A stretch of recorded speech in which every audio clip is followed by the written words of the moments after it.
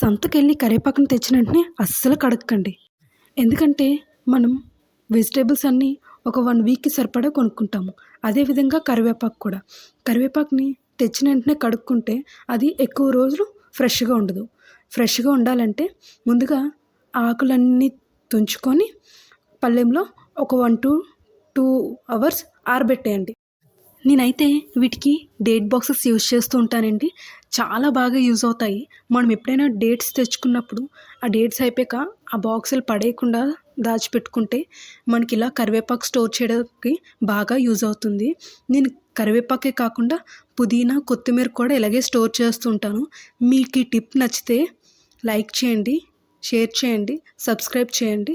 అలాగే మీ ఫీలింగ్స్ని కామెంట్ చేయండి. Thank you. అలాగే మన ఛానల్ని సబ్స్క్రైబ్ చేయండి, నన్ను సపోర్ట్ చేయండి. అలాగే ఈ టిప్ని ఫాలో అవ్వండి.